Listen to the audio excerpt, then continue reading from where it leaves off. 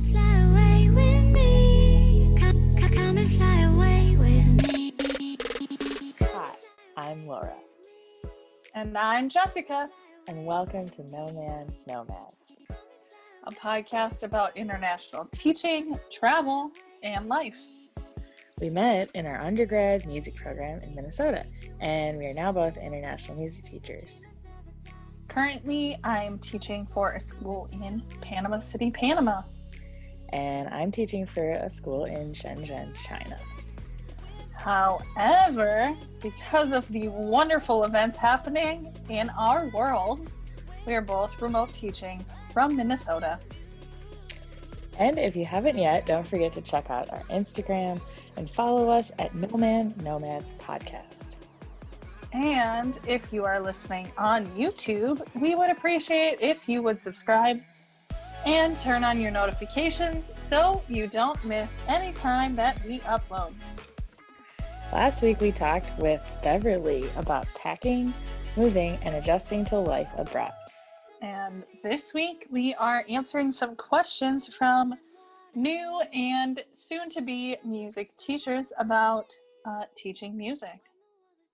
Right. So we have one podcast that's about generally teaching new teachers, veteran teachers, etc. But we also got a lot of questions specific to music. And since we're both music teachers, we thought let's just dedicate a whole episode to sharing our font of knowledge, which is, as a young teacher, little to none.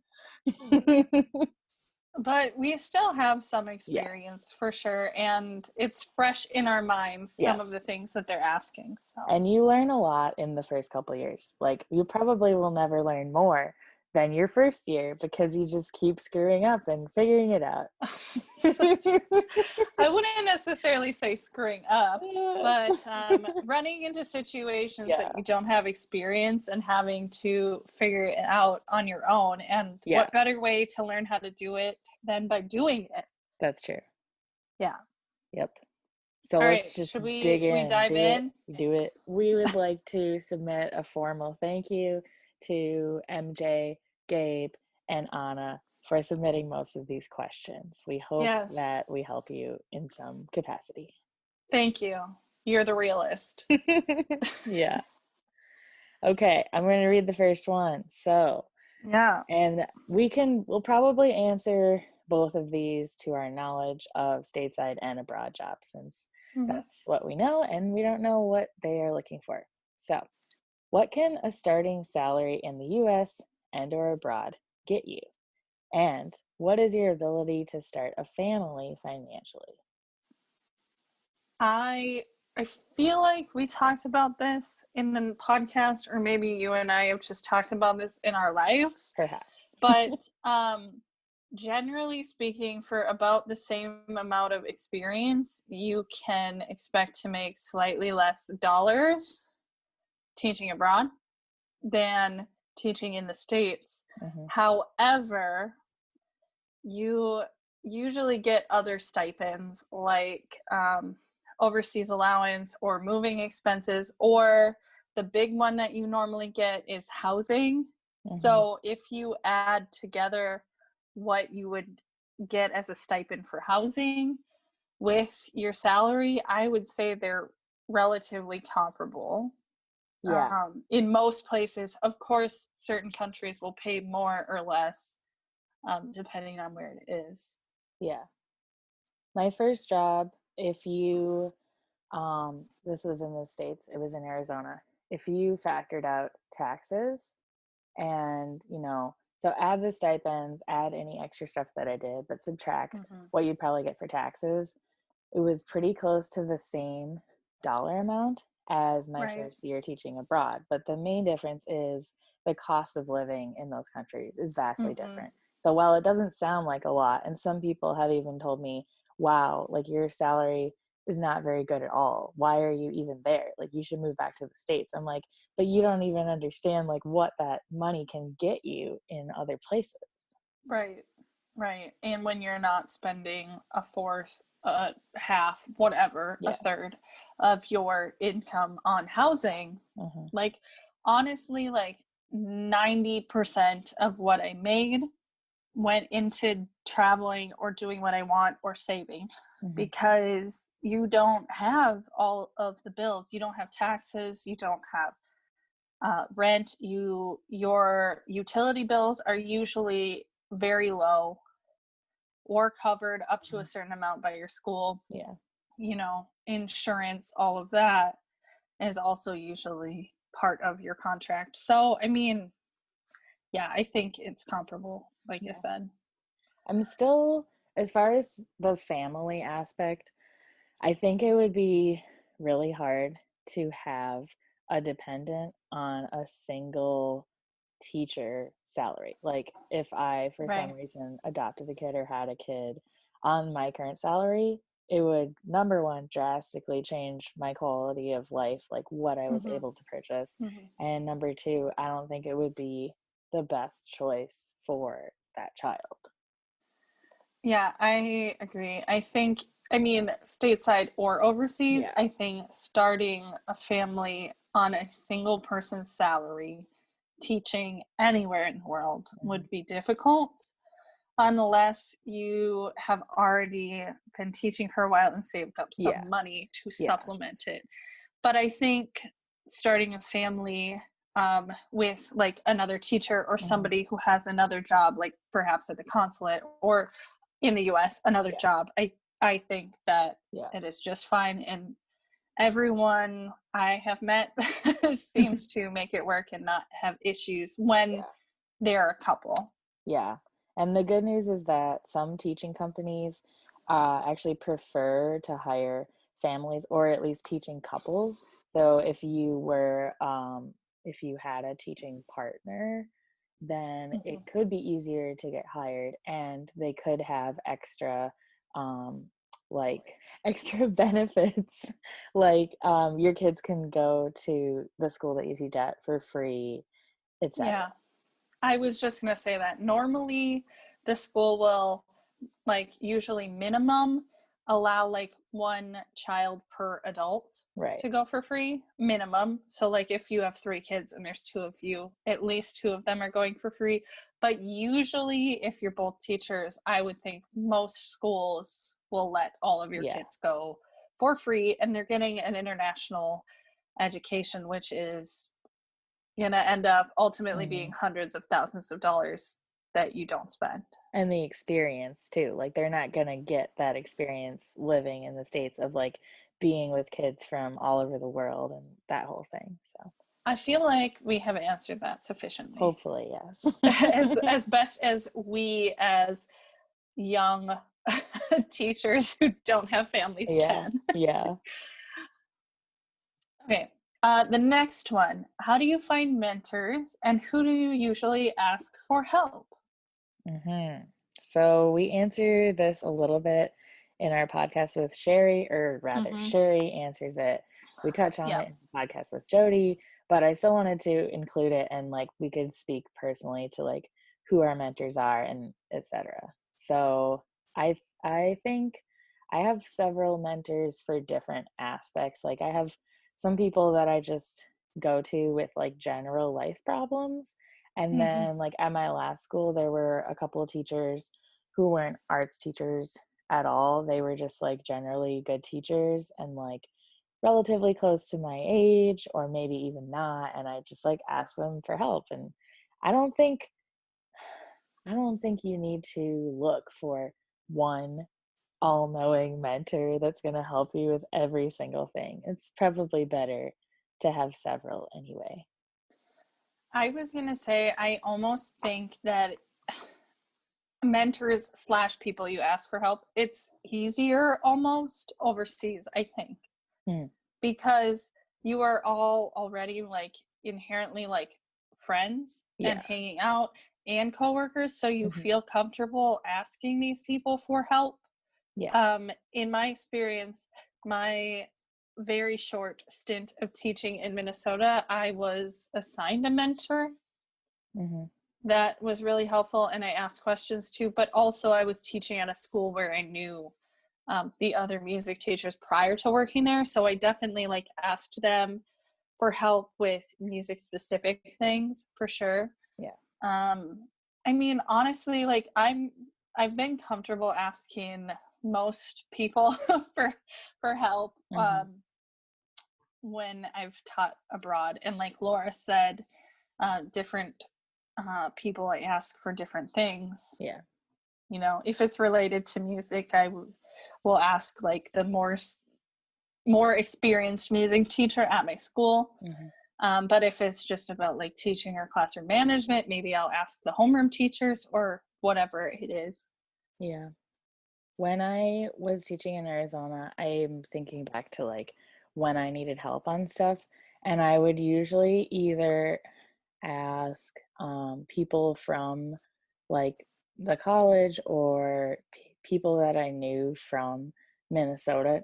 I didn't ask people there for help unless it was something like pretty dramatic. Then I would go to the admin.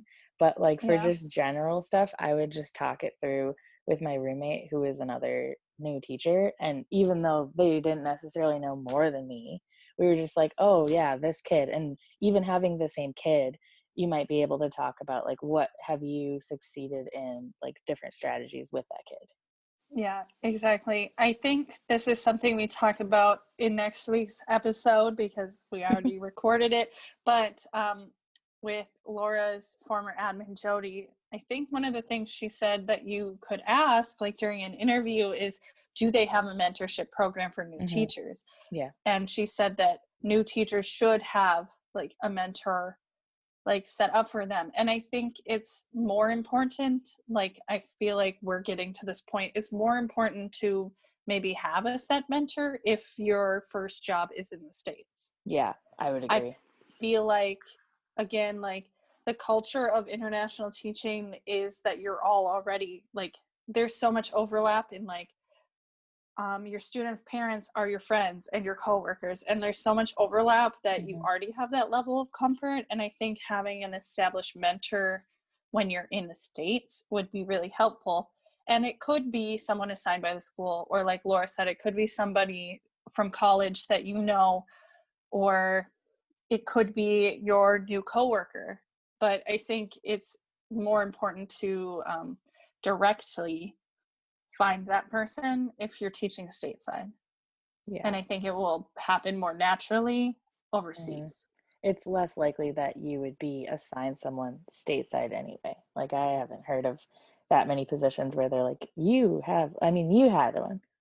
Yeah, like I said, I was, because I was a new teacher. And I think too, even if they don't automatically assign it, if it's something that you feel like you need, you can definitely ask that in the interview, or after you get hired, ask, hey, is there a teacher in the district that you think would be a good mentor for me? Or ask one of your colleagues, like, do you mind if I come to you when I have questions or need help?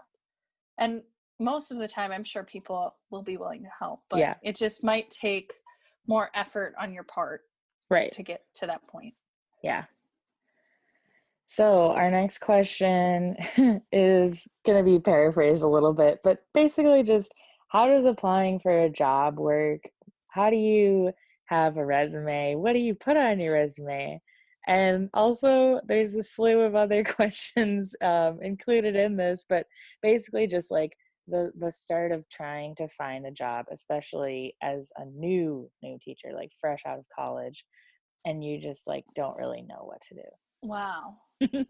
This is a big question. Yeah, and for us doing the international thing, it was definitely different. So if you are, not to like shamelessly plug our own episodes, but we're gonna. if you're interested in applying for jobs overseas, definitely going back to like our first 2 episodes, we talk about going to job fairs specifically for international teaching, or specific websites you can use to find jobs online. So as far as looking for jobs internationally, that would be how I would say that would go. For me, for my other job, I don't know if I was looking at Monster or what, but I was literally just Googling like Minnesota teaching jobs and trying to find stuff. And some of my professors would like forward me stuff. And I actually think some of my friends in Mankato sent me the job that was open. And that's how I ended up finding my spring semester just teaching job. Yeah. Personally. Mm-hmm. Your experience was a little different, if you want to. Yeah. So for Minnesota jobs, the best place is the St. Cloud State website. I don't know what the exact URL is, but literally you could just Google it and there's teacher specific postings. It's only teachers, but it's all kind of teachers. So you have to just search in some keywords and then you'll probably have to put all of your information into a database and then apply that way. But it's pretty slick because once you start entering stuff, it can get like auto-filled and then it's not so bad. For my Arizona job, I went to k12jobspot.com, which you can search by state or I think even by city if you know exactly where you'd like to be. And that's cool for like if you just want to see like what other positions are in different states, or if you are in a different state, whatever, that would be probably the best way. But these are questions you should be asking your mentor teacher when you're student teaching, and or they should just be telling you, because that's a really big part of the student teaching chunk is like, you're going to do this, so how are you going to do this? I think that there are more resources at like our college in specific, but I would assume most colleges like career services that I didn't really use. But Yeah. if that's something that you feel like you need, like even though you graduated, like the school will still help you. Yeah. And I just want to jump in and say something else that maybe sounds like super obvious, but I guess I didn't necessarily really think about until this last round of me trying to find a job.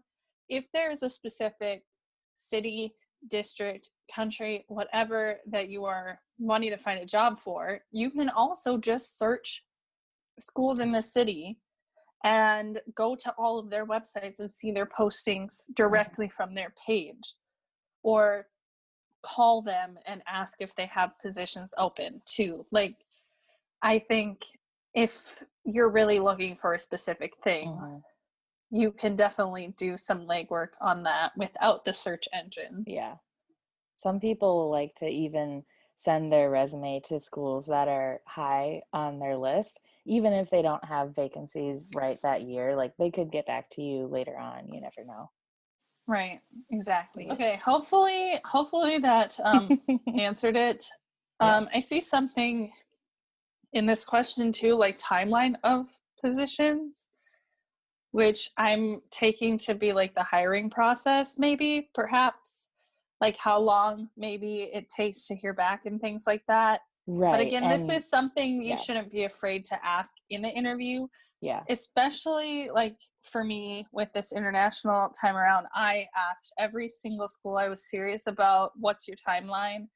When do you expect to have someone hired? Or what are the steps to getting the job? How many interviews, etc. And so I feel like you are definitely in your right to ask those questions. If that's what this is asking about timeline, you are definitely within your right to ask an employer that during an interview or in a post-interview email.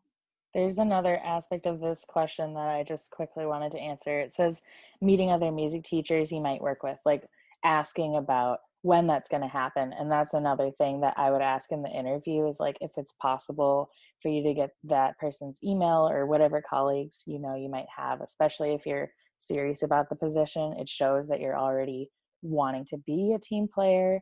Also, you should really, really, really push to meet the other admin, because you might really jive well with the one that interviews you, and you might not get along with some of the other ones that you are going to work with possibly more closely. So it's just a good idea to ask that if it's possible to, if you're going to do a second interview or something anyway. Yeah.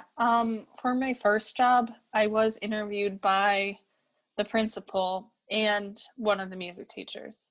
So I got to, I mean, I already knew her, but I got to quote unquote meet her in the interview again. And actually, 2 or 3 of the interviews that I just had all had me set up second, not even really interviews, but just like chats with music teachers in the school Cool. so that we could get to know each other and see if we're all a good fit for each other, and for them to answer my questions in a slightly less pressure situation than an admin.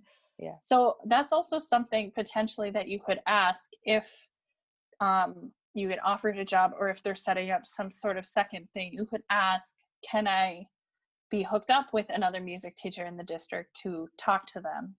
Yeah.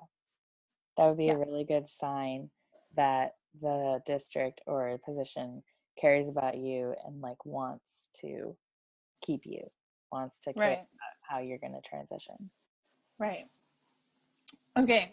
The next question is it common to get stipends for doing more than just regular band, or I assume choir or orchestra, or sports or whatever field you're in, like jazz band, chamber choir, marching band, pit orchestra, etc.?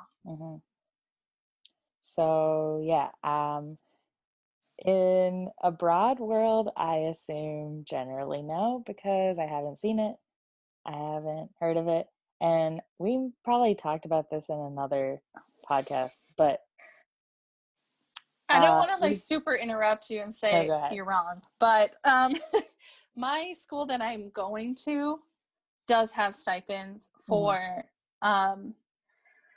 we are going to be online, so it is very low likelihood that there will be a musical this school year, but I was supposed to help assist with it, and I would get a stipend for it.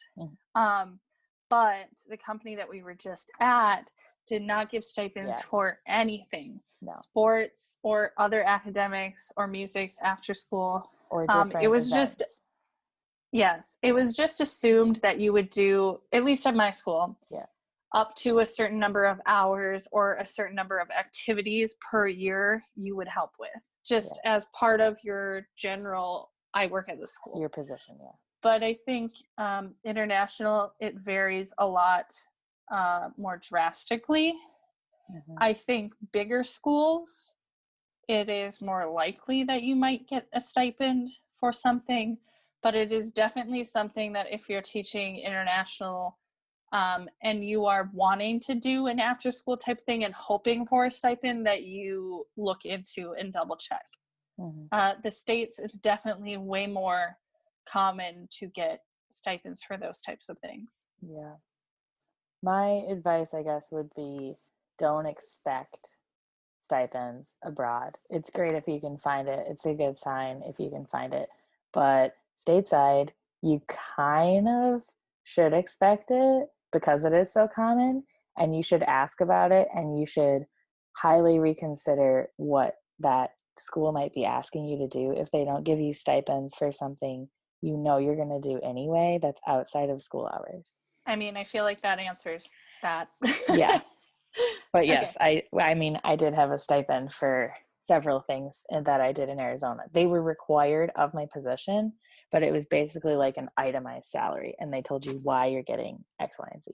Well, and this is kind of for my next job. We're in the process of adding a choir. They have orchestra and band. So my thought was to do some after school programs this year that were built into my contract that I would get paid for.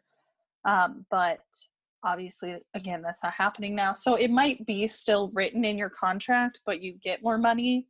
So just be aware and looking out for those things if it is something that you're wanting to do or that you know the job requires. Yes. So hopefully that helps. Let's see. What non-music skills or traits have been valuable for you starting out as a teacher?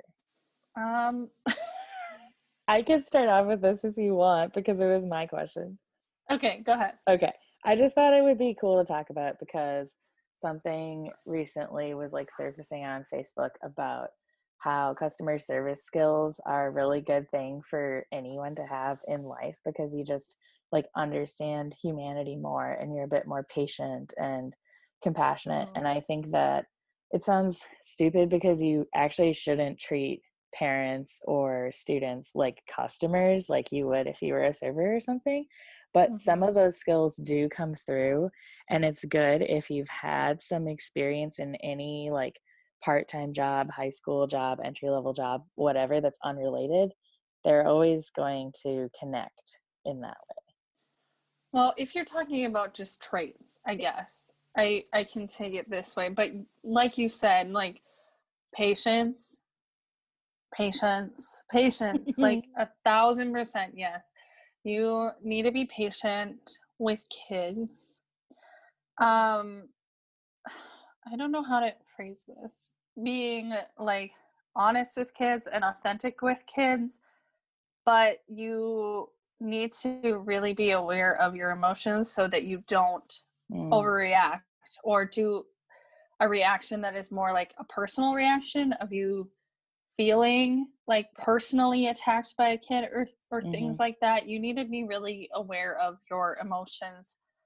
Um, yeah, I guess Almost, emotionally aware of almost yourself controlling your and emotions. each other. Almost. Yeah, Yeah. yeah, yeah. I Yeah. would say that for sure. And this isn't really a trait. I guess it's just something you should do. But like um admitting to students when you're wrong. And it's Yeah, really hard for all parties involved, because the first couple of times, if they haven't had a teacher that does that, they'll just look at it as an excuse to like call you out and say, wow, you're a crappy teacher, you suck, you're new, whatever. But then if you can just explain it to them, like, no, I did this on purpose. I could have hid it from you, but I wanted to show you that people make mistakes, even adults, and you should not be ashamed of that either.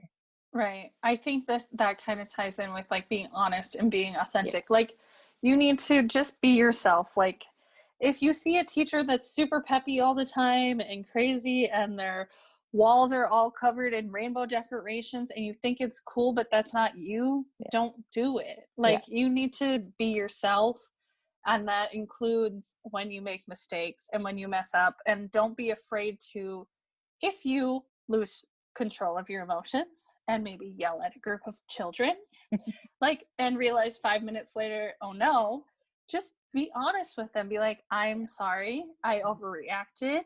You shouldn't have been acting that way, but my reaction was disproportionate to, what happened. Like, it's totally okay to admit your mistakes and to apologize to students, Yeah. because we're trying to teach them to own up to their mistakes and apologize when they're wrong. And I think us modeling the behaviors we want in our kids is so important. Yeah, definitely. Hopefully Okay. that answered the question that you were asking. Yeah, yeah. I just wanted to start a conversation about that kind of stuff. Okay, the next question. How do you figure out what to play with students so they get a healthy mix of music that they can play well and be challenged, but is also diverse in styles, composers, musical demands, etc.? Yeah. Um my like my short answer is they will basically tell you what they need in their abilities, and you have to cater to that first. I think as far as the difficulty piece goes, like my first year teaching choir was a little bit of trial and error. Like definitely I gave them a song or two that was too hard, and definitely I gave them a song or two that was too easy. So the longer that you're working with students in a particular area, you will find the difficulty level the more you work with them. um, and then as far as the diverse thing, I am super into like theme concerts, like maybe too much to a fault, but I always like to make my concerts this giant spectacle. So I try to have like the three be different. So this past year, if Corona did not happen, the first concert that we actually had was the Polar Express, and we did it with the secondary drama class that I taught, and they acted it out. And so they did a mix of like songs from the movie, classic holiday carols, and then some pop carols that fit within the story. So even in that one concert, I tried to do a variety. And then their March concert was music around the world. So this is kind of where I tried to get their classical and world music things in all in one concert. And then their spring one was supposed to be music from movies and musicals.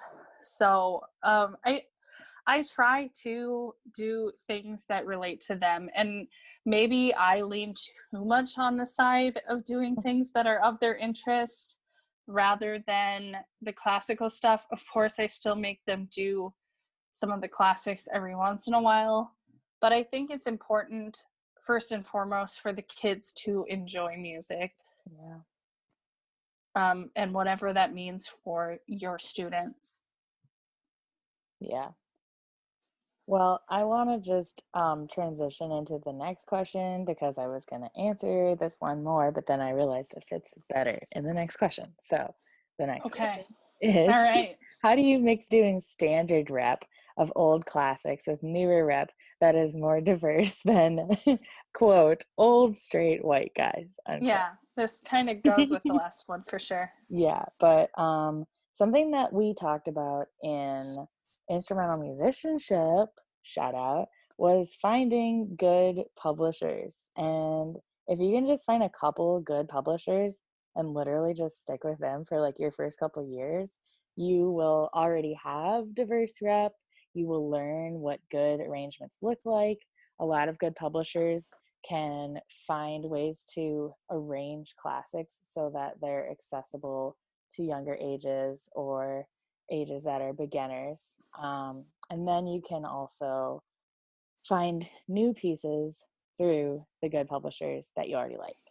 That'd be Yeah, for kind of similar, but for me personally, for like choir, I tend to do stuff from like I mean a variety of arrangers, but if I'm doing a like pop song, musical theater song, something from a movie, I use like three basically different arrangers. And so you look at my concert program and it's like these three guys. But as you learn the rep more, you'll learn, like Laura said, which publishers you like or which arrangers you like.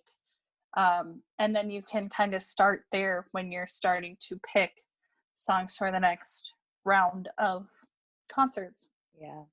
I've been using flex band stuff for the last 3 years because I've just always been in the situation where everything is disproportionate. And you will probably find that because a lot more jobs now are bands that are like, some kids are already knowing a lot of the music stuff, and some kids like had piano lessons at home, and some kids had no idea what's going on. So that's a good option too. Mm-hmm. But as far as to doing diverse music, I think you need to do it intentionally. Mm-hmm. Like you cannot just, for instance, again, to talk about my own experience, but you cannot just say we're doing music from musicals and then just pick a bunch. Like you need to be like, okay, I try to intentionally pick musicals that were written by different people, like of different ethnic backgrounds, and had different storylines and showed different themes. I didn't just pick all musicals about like white teenage girls. You know what I mean? Yeah. So I think you need to go into it intentionally. And honestly, even after I pick my songs, I will still sometimes be like, look at all of them and be like, they're too similar for this reason or another reason, like about the cultural background or about the style of the song, and cross them out and I'll find something else. But I think you need to be intentional about it, about picking diverse styles and diverse composers. Yeah, and you'd be surprised, like, even though the racial climate right now is really rough, there's already a lot of stuff out there, like on JW Pepper or Teachers Pay Teachers, that's specifically catered and written for this diversity thing. So Yeah, I don't want to have like a huge giant tangent about this too, but for choir music specifically, I want to like shout out and say too, there is so much quote unquote African music. And I think when you're picking songs like this, make sure when you're introducing it to your kids, you're not just saying this is an African song. Like, tell them what country it's from, tell them the language it's from, and about the people.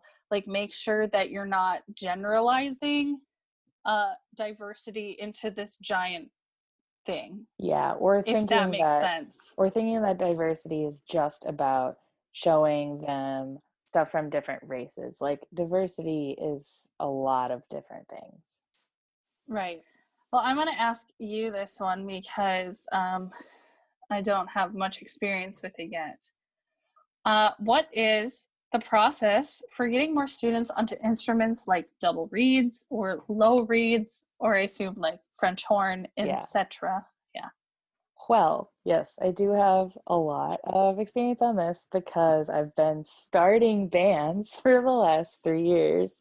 So I think in college they give you this like vision that you're going to have a lot of like great players and you're just going to be able to like hand pick, oh, I want you to play oboe and you are going to love the bassoon. Like it kind of is not like that. It's more like you will see that students need a change anyway, and then you can figure out like based on their personality or other skills that they could move to something else. So like for example, if you start out with just trumpets and trombones and not a lot of like, that's all I had, trumpets and trombones for brass, no like Mm-hmm. euphonium or tuba or anything. If a kid is really struggling, like I've had a couple of kids on my last job, they're really struggling with trumpet and like hitting a G, which you should actually, they should be able to do that right away, or they shouldn't be trumpets. But we didn't have a lot of choices. So I just said, hey, you can try the baritone instead. And it made them feel better about band, whether or not it was easier that I was able to like give them a choice and be flexible with them and not just be like, I gave you this and this is what you stay with. So Mm-hmm. there's that. And then I had another student, or I had an opportunity in my Arizona job. We found a really cool tenor saxophone and a bass saxophone. And I just like showed the kids what it was like. And a lot of the kids were already playing saxophone. And some of them were automatically like, I don't want to do that. I like this, what I'm doing now. And I don't want to Mm-hmm. learn something new, and like shut down. And then there were other kids that were like, cool, something different.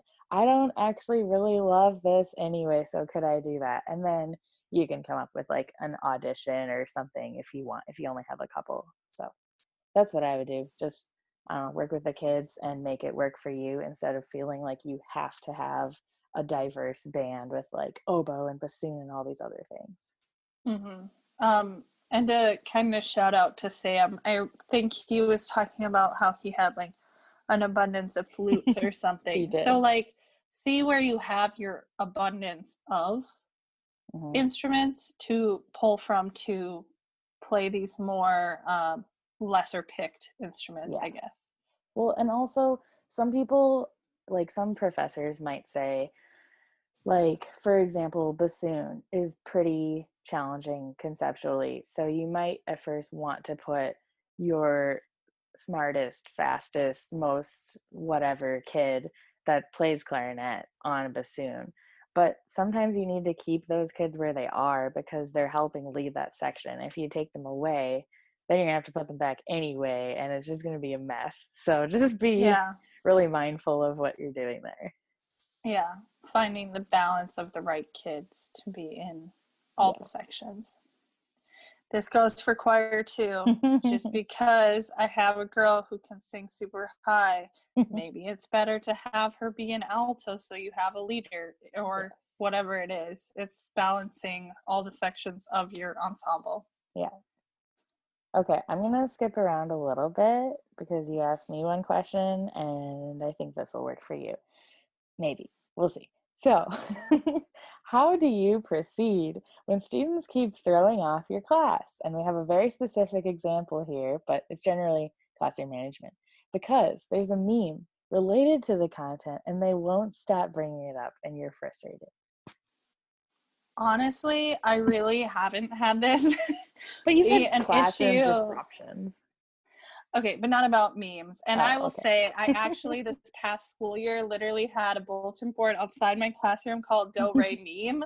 And I Cute. put up a bunch of choir and music related memes. So I guess, I mean, it didn't really, the meme specific thing didn't really come into play Yeah. in my classroom.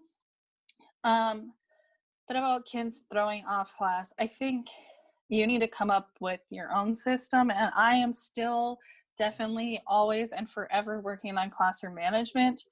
But usually I'll like give the kid a warning. Maybe I'll go sit by them.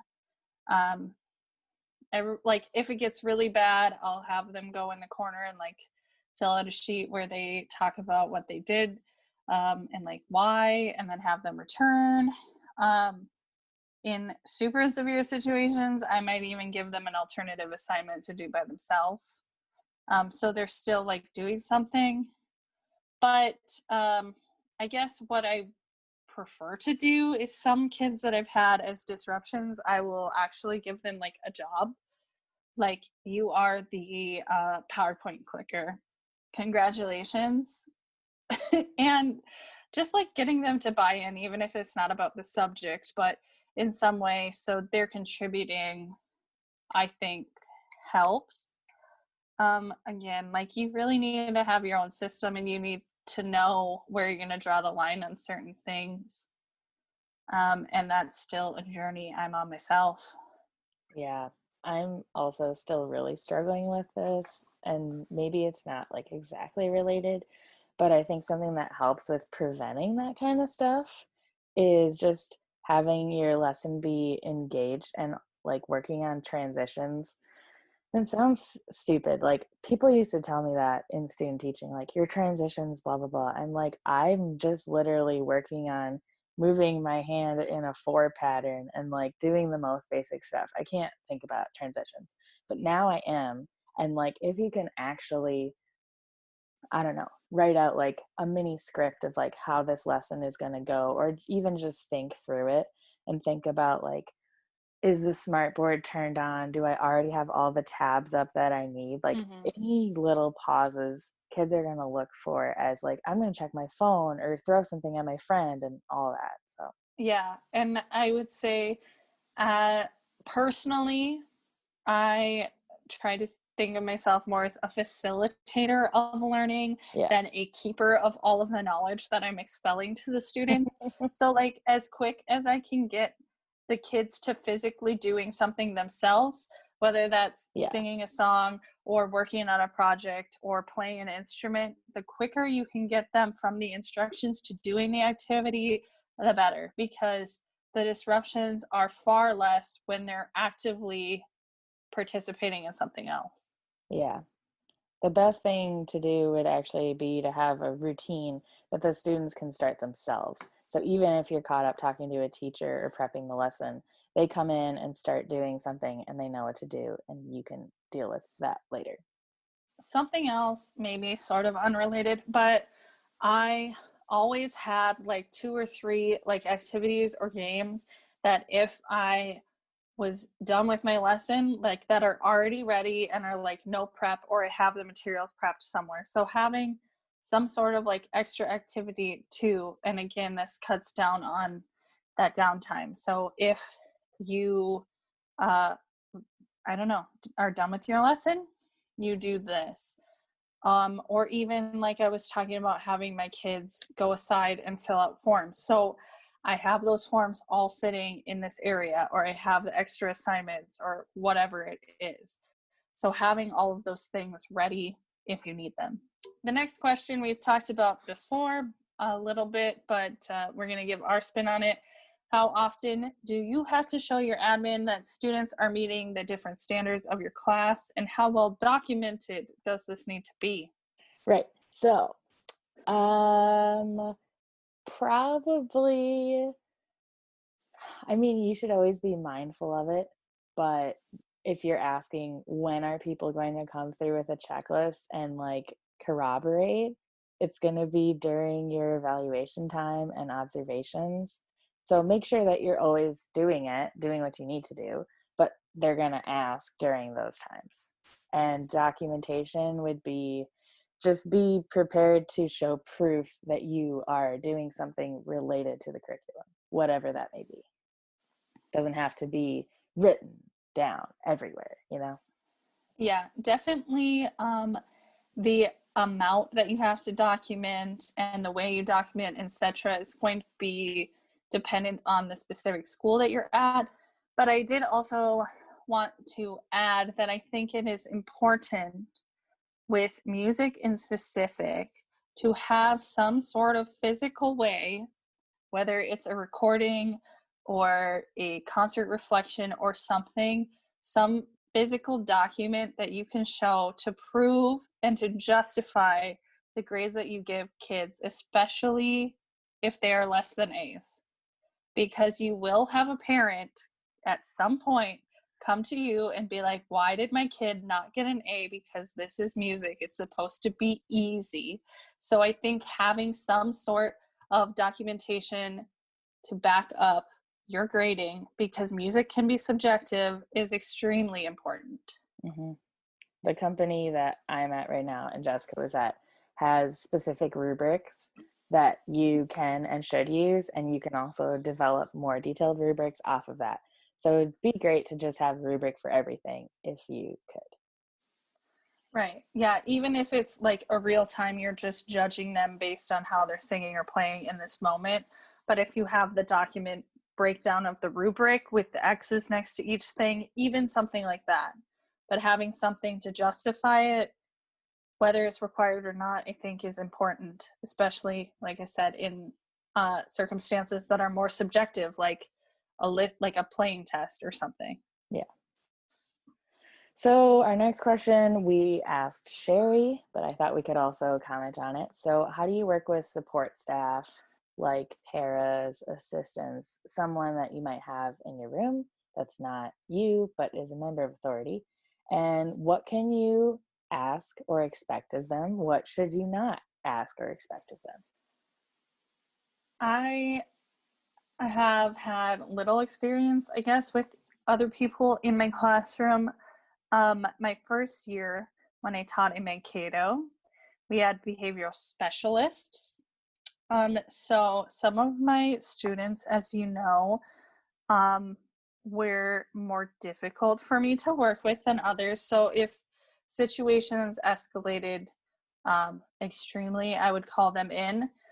But I think it's important, whoever is coming in, especially if they're not there from the start, you taking 2 seconds, well, 2 minutes to fill them in on this situation. So just making sure that they're caught up on whatever happened. Be like, this kid was doing this, I did this and this. Can you take them out of the room and talk to them about this? And then telling them, like, I don't want them to come back to class, or after they feel like they're ready, they can come back. So in a situation with like behavior specialists and things like that, making sure you're clear with them what happened and what you want to further happen with the student if you're not dealing with it yourself. And then as far as like teachers' assistants, I really only had this with elementary music when I was teaching. So again, just making like clear to them what's going on. And I didn't get any planning time with them, so they came in cold and didn't know what was happening. So me just being like, can you hand out these instruments? Can you sit next to so and so because they can't keep their hands to themselves? Or as long as you're communicating, I think that's like the number one with any sort of person that is coming into your room, communicating what you want from them. Mhm. Yes. Anything to add? Yeah. My number one thing would be have a conversation with those people, like you said, if you can. And I don't know if you would specifically ask them or maybe admin or whatever, but find out what they're actually contractually obligated to do and what you could kind of read in between the lines. Like paras in the States, I would assume their primary job is not to make copies. So asking them to make copies and make copies and make copies, and then you have behavior problems, well, it's because you took them away from the thing they're supposed to be doing. Right. I agree. I think that's important, knowing what the role is of Yeah. whoever's coming in and not pushing them beyond that. And also knowing like what they shouldn't be doing. Like, for example, I had an experience with a like teacher's assistant type of thing who was there to translate because some students had like severe level of ESL where they were too old to where they didn't understand what was going on. And so she was literally just there to translate things from one language to English. And she wasn't supposed to help them with their homework or act as a tutor or a para because they had passed other tests that like if they were had any kind of learning disability, but they didn't. So that kind of became a problem that the lines were blurred and needed to bring admin in on that. That's an example of when you should kind of be aware of what other adults are doing in your classroom. And then I also had an elective assistant last year, my first year in Turkmenistan, and we worked together on what would be expected of her. And she was 18, so I wanted her to get something out of the experience, but I also wanted her to be there to work with me and help me. So it wasn't just like an extra thing that I had to do. So basically, just working with them and seeing what's going to work out would be best. Yeah. So, in summary, knowing what their position is and what it entails, either asking them or asking admin, and then communicating. Communication will solve 99% of your problems in It will. all of life. In life, Tangent, but Yep, I was just talking about that with my mom today. all right. The last question that we have for today, we also talked a little bit to Sherry. Yes, Bless her heart. I love her. The last question is, what are some ways new teachers can make their planning and prep time more effective? And before I throw it to you, Laura, I will say what Sherry said is definitely 100% true. You need to take care of yourself first. And if you need your whole 45-minute prep to sit in the dark and listen to music in your headphones to be ready for your next class, you need to take care of yourself first. Yep. But as far as actually getting prep done, Laura, ideas? Well, I was gonna start with saying, protect your time, because you'll see when you get into a situation like which teachers are there until 7 every night and take work home on the weekends, and like that's definitely not a great situation. You need to decide when you are gonna do the things you need to do. So for my first year, my roommate and I were both new teachers, so we went in every Saturday morning for like 3 hours for the first month. So it wasn't for the whole year. I quit as soon as I could and then just stayed for a little bit longer after school. But that was a good idea. And especially to have like an accountability partner and like, hey, we're going to do this together. And I can pop into your classroom and run some stuff by you. So it's almost like a shared planning period that, you don't actually have anything shared. And also making goals for your prep time, like saying, well, as long as I get this one thing copied or prepped or whatever you need to do, then I'm done. Instead of just leaving it open and saying, well, whenever I feel like it's enough, that's really dangerous. And I had a problem the first 2 years of wanting to take on more and more projects because it was fun for me, and I thought it would be fun for the kids. And it was fun for me and for the kids, but I needed to just like protect my energy a little bit more and say, like, Yeah. how much is this actually going to help them by doing it this really complicated but fun way? Right. This kind of goes with what you said, but I definitely, my first like full-time full year job, I definitely spent way more time at school and way more time planning than I do now. And it's just because everything is new. Mhm. You don't know what works and what doesn't.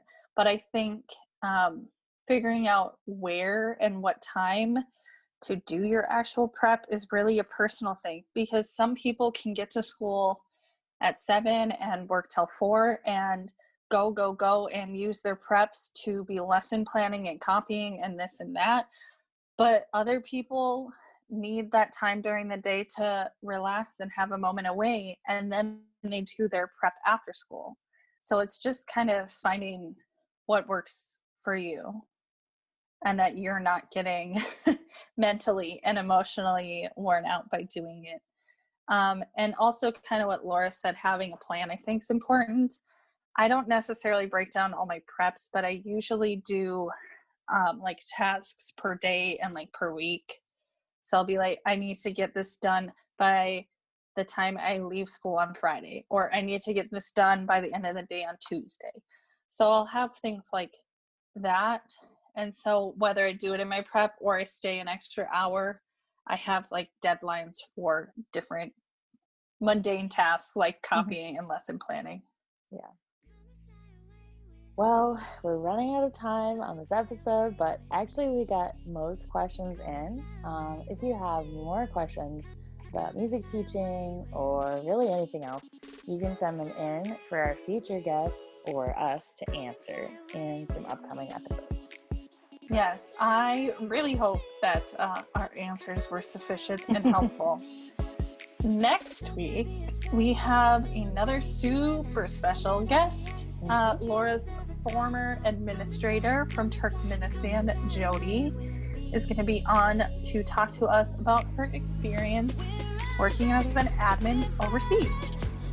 And once again, if you have questions, suggestions, like Laura just said, the best place to tell us or ask is either on our YouTube comments or on our Instagram page at Nomads Podcast.